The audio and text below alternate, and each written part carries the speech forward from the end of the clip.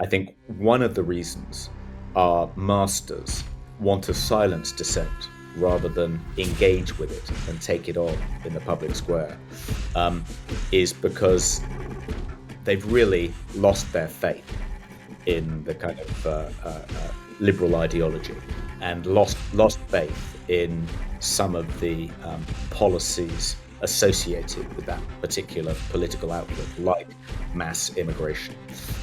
And because they've lost faith deep down in those policies and that governing ideology, they don't want to be forced to defend it.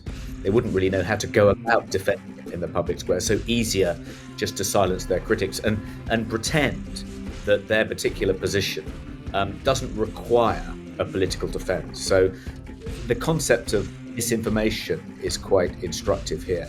The idea being that if you disagree with, say, a policy of uncontrolled mass immigration, effectively open borders, it's not because you have legitimate grounds or good political reasons for doing so. It must be because you've been misinformed.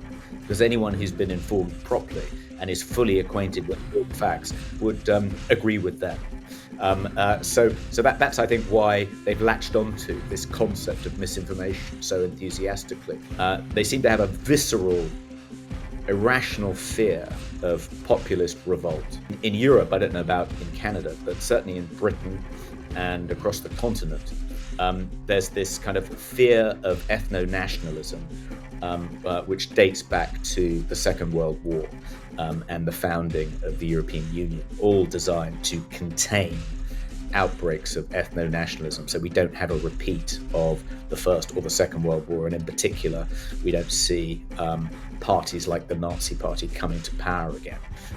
And mistakenly, I think, the kind of sclerotic liberal elites believe that the best way to cling on to power to prevent the electoral success of parties like Reform UK or in Germany AfD is to suppress what they call misinformation, disinformation, and hate speech. It's sort of symptomatic, I think, of an increasingly brittle, paranoid kind of ruling elite, lashing out, engaging in censorship, trying to jail their opponents, essentially abandoning democratic norms in the name of preserving democracy.